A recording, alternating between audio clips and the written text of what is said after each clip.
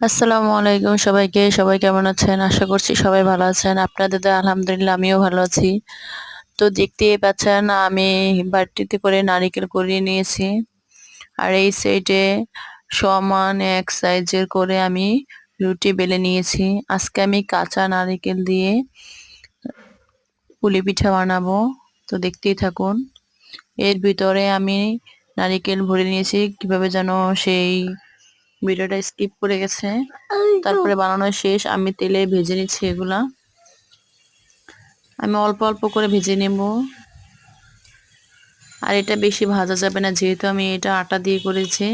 এটা হালকা ভেজে নিতে হবে, তা না হলে শক্ত হয়ে যাবে। একটু মেরুন কালার হয়ে আসলে আমি এগুলোকে তুলে নেব।